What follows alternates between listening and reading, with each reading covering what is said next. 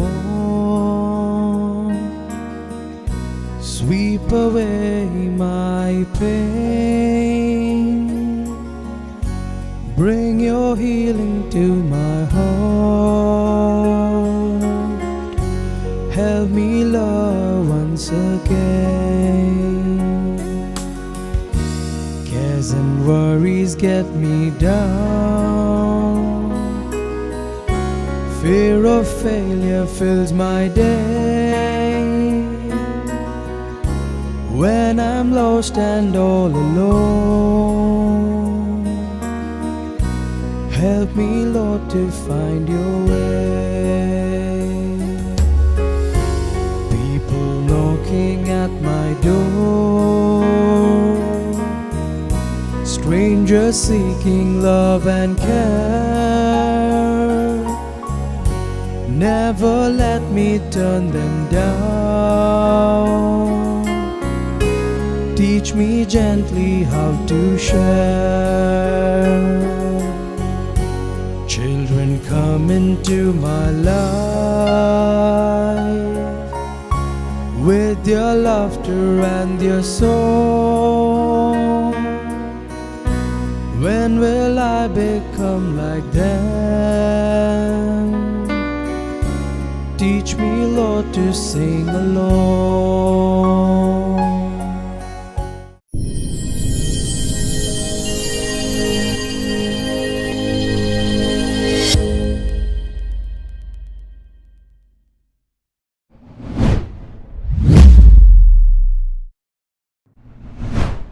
Okay, dear friends, we are again together to reflect on the historical books of the Bible. We had already reflected upon the formation of the text and how the biblical books were formed in its present modality or present form. And with regard to the history of the Bible, again we can point out an important dimension, and that is, when we speak of the historical books of the Old Testament, there are three important narrative corpuses or narratives by different authors at different times, and how these narrative corpuses were established or were founded. And that is what we are going to dwell upon today. About the three narrative corpuses, we can mention like this. The first is the narrative corpus or the narrative story that we find mainly in the books of Pentateuch, and usually they are called as JEDP, capital letters JEDP. Therefore, in the books of Pentateuch, we find these four elements or these four traditions, and they together form the books of present day Pentateuch. Okay, we will come to it later. The second narrative corpus we call by the name Deuteronomistic history. That is, we are familiar with the book of Deuteronomy. And there were people who wrote the historical books. following the criterions given in the book of Deuteronomy, and therefore this is called as the Deuteronomistic history, or the story narrated by the Deuteronomistic authors. And there is a third narrative story or narrative corpus, and that is called the chronicler's history. We are familiar with the Chronicles, 1st and 2nd Chronicles. The authors who wrote the book of the Chronicles and later the books of Ezra and Nehemiah, they are called the chroniclers, and the history contained in these books are usually called by the name chronicler's history. Okay, now we will elaborate a little bit further about the three narrative stories. The first we said, the narrative corpus, in which we find 4 different traditions which are called JEDP, and these are contained in the books of Pentateuch. In the early centuries, we can say almost up to 1950, all the historical books of the Bible, especially of the Old Testament, that is about 21 books, we have mentioned about it earlier. All these books were supposed to be written by these 4 authors, JEDP. And how to explain it further? What is meant by that? We know at the time of King Solomon, they began to write down history of the people of Israel. And after the time of Solomon, the kingdom of Israel was divided, and now there arose the kingdom of Israel, that is the northern kingdom, and the southern kingdom, and that is called the kingdom of Judah.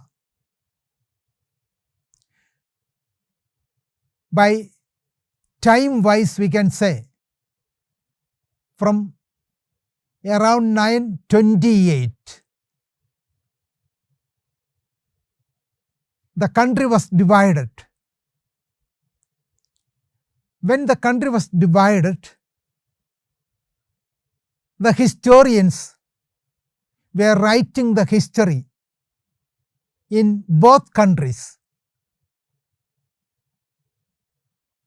They had originally the history that was written by some at the time of Solomon, but now it is being written down separately. And in the country of Judah, we find they used to call God as Yahweh, and therefore we can say God was called Yahweh. And the tradition that developed in Judah, the writings which recorded the history of Judah, came to be called a special tradition, that is a special narrative, and it was named later as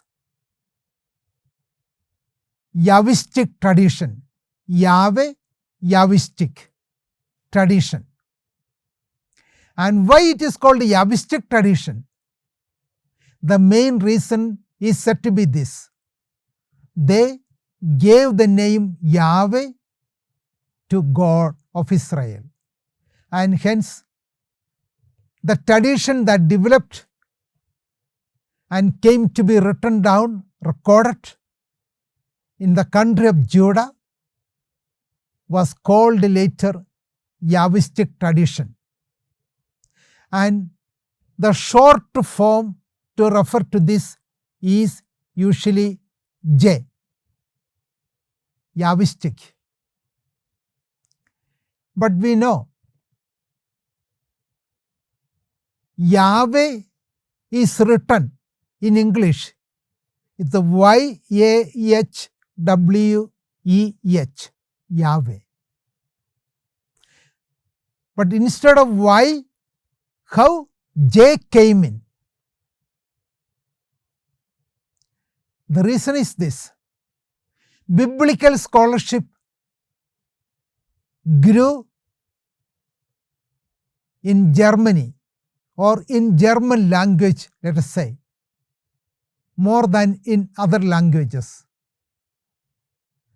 And in German language, they do not use Y often. Instead, they use J. Therefore, when in German language somebody writes Yahweh, they would write it with the J instead of Y. And thus, because of the German language influence, the name Yahwistic tradition came to be written with the J, and therefore it is called the Yahwistic tradition, but beginning with the J. And that is why now we call this narrative tradition as J. And when they speak of Yahweh, we can say they speak of Yahweh in a friendly picture. He is not very far away from the human beings, but he is close to them, always friendly, always loving, and always showing compassion. He is not a frightening God, but a God who is more understanding. And this is the speciality of Yahweh. And he is often pictured as a God who comes to talk with man day after day. And we also read the story. He came to walk with the human beings in the Garden of Eden.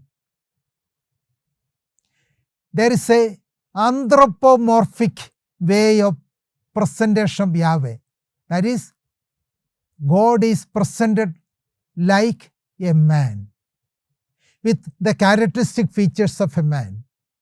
And in this background, the God of Israel was called Yahweh, and God was depicted in their history as if having all these anthropomorphic qualities.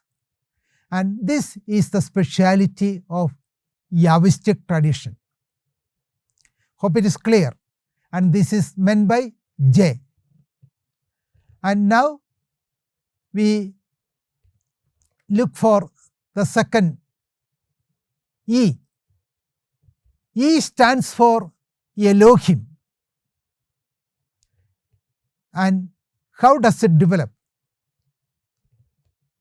As we mentioned earlier,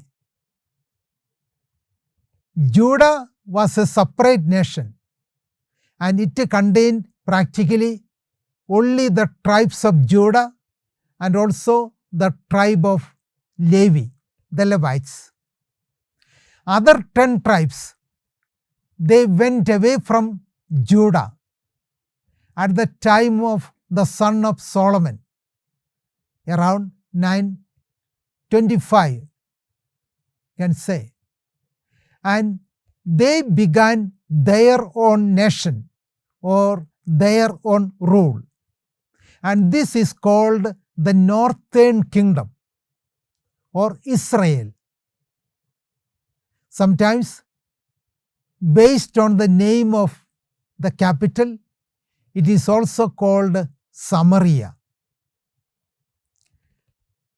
And they had a different culture, or they grew up a little bit differently, we can say.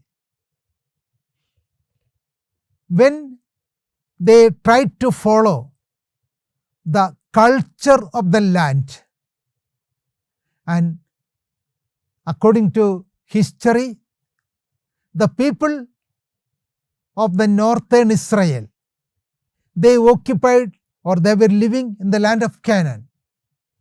And in Canaan, the people called their god El, E-L, El. Remember the narrative of Passion, where Christ is calling out, El, El, lema sabachthani. It is not El actually, but Eli, Eli. My God, my God. Therefore, El stands for God. That was the name given to the supreme God of the local people. But Israelites went there, or Israelites lived there.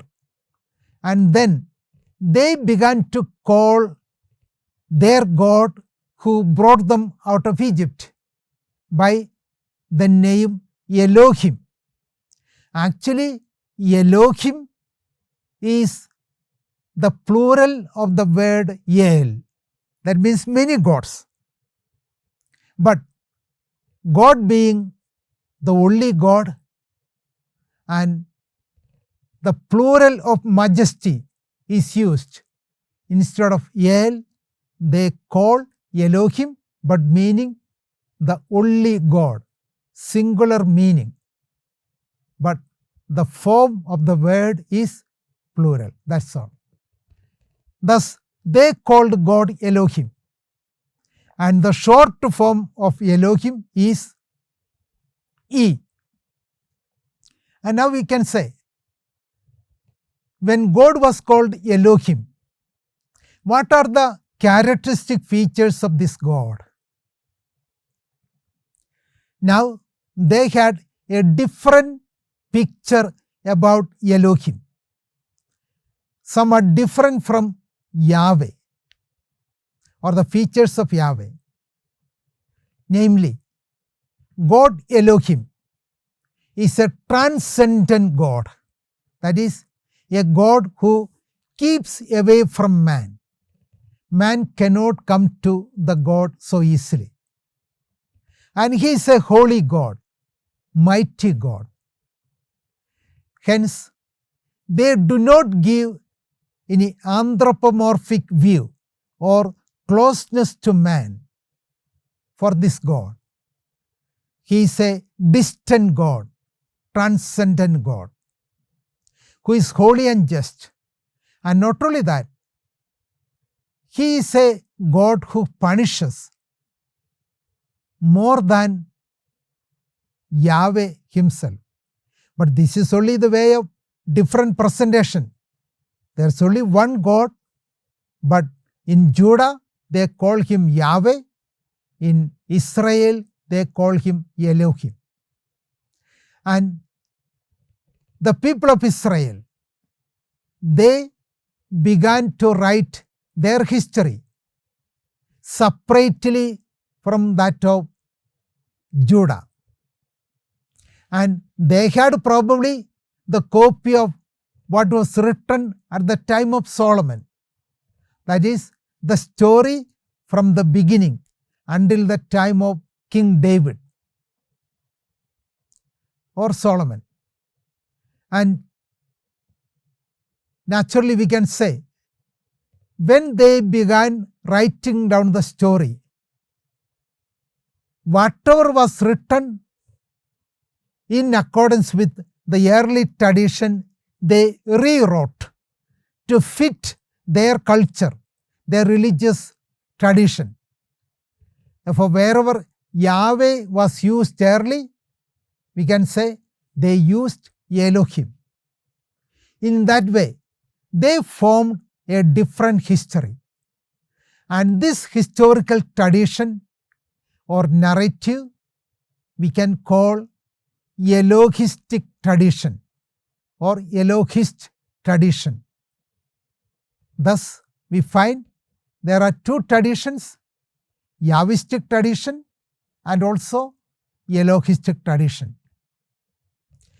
And now, we see that in the course of time, the people who believed in Elohim as their God came to be destroyed by the enemies. Of course, according to the Bible, the destruction of Israel took place in 722, and they were conquered by the Assyrian emperor.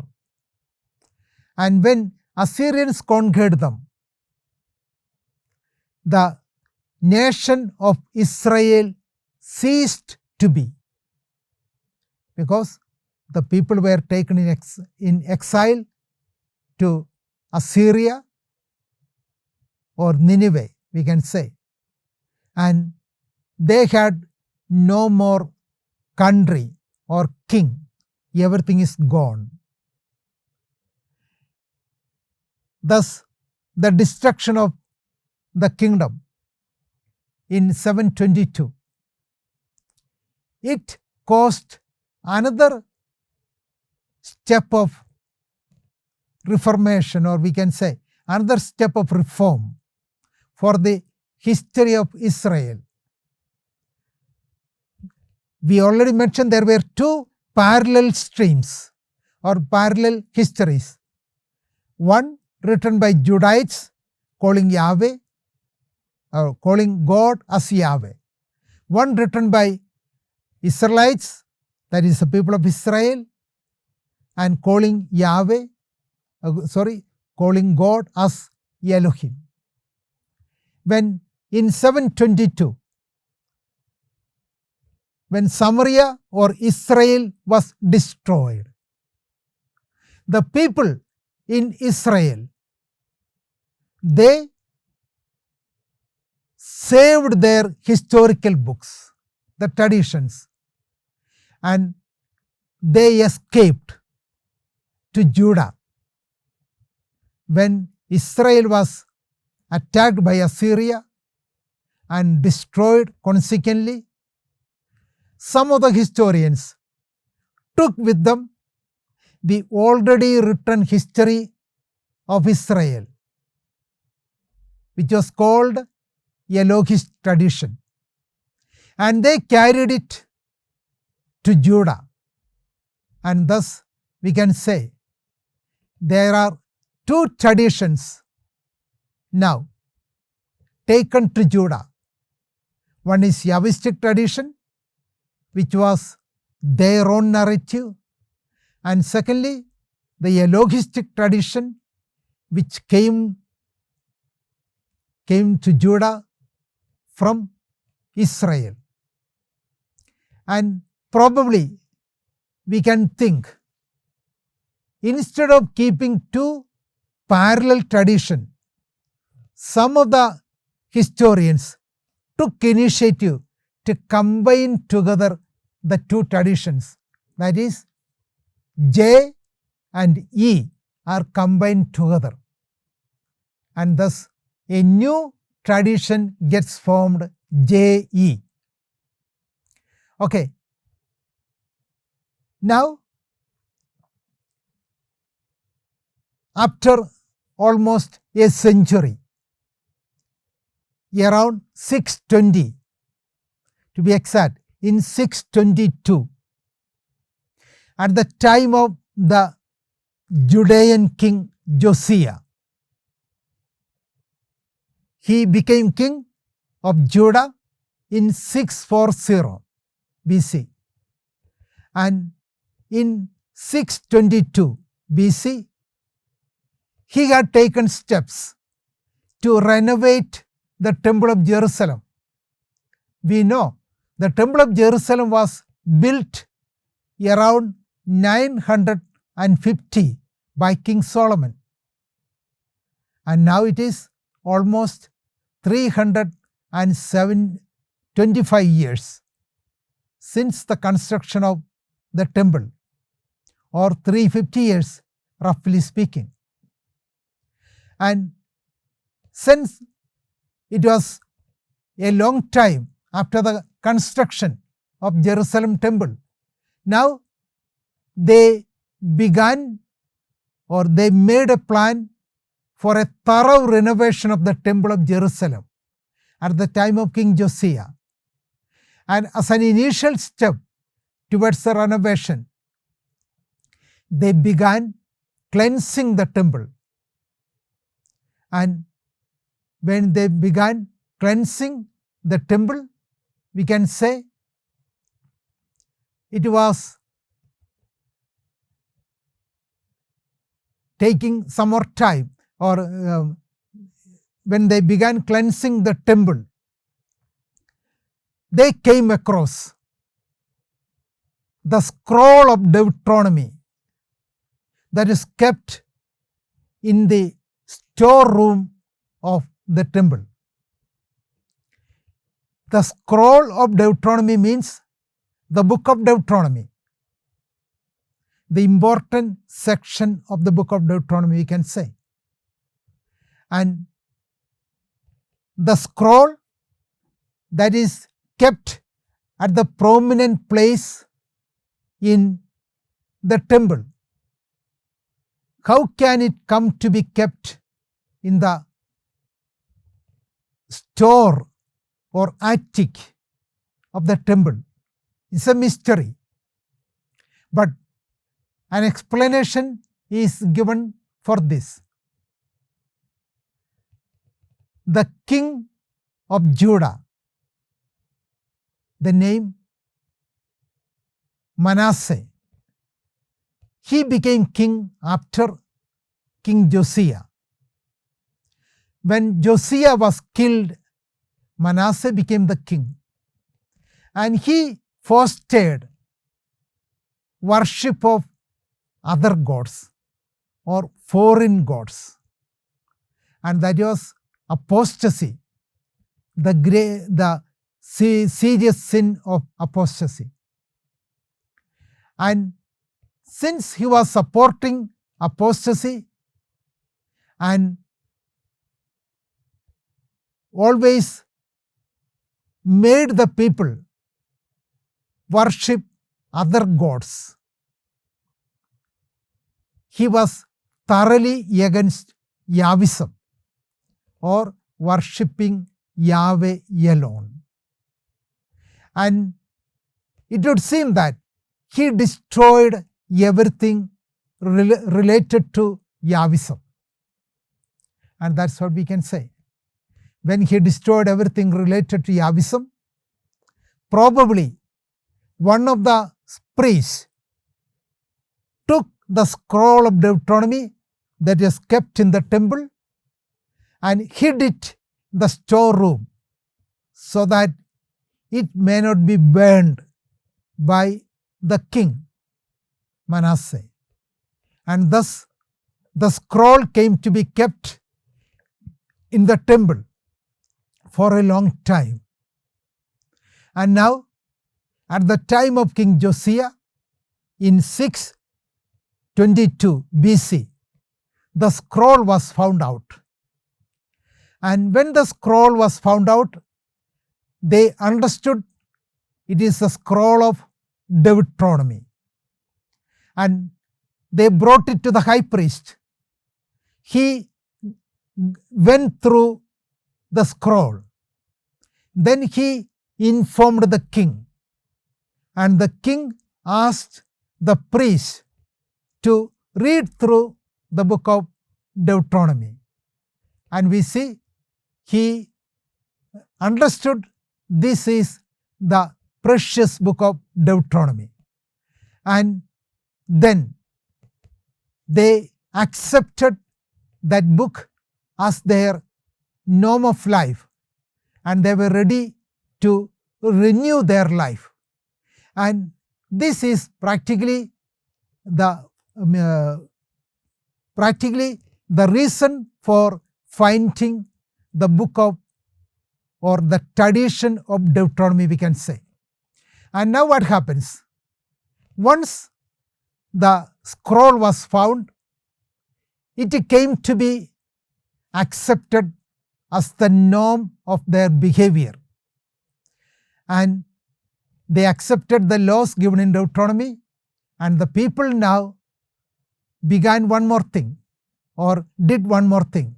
The historians, they rewrote the already written books of Israel, that is, the books of Joshua, Judges, Samuel, and Kings. They rewrote the books according to the norms of Deuteronomy, and the rewritten books is called by the name Deuteronomistic history. In short form, we can call it DH. Okay, the rest we will deal with tomorrow. Okay, thank you. Loving God, we thank you for the blessing of reading your word together. We ask that these words of life, truth, and hope would continue to impact us in the days ahead. May your love and grace follow each of us, refreshed and blessed by you. Amen.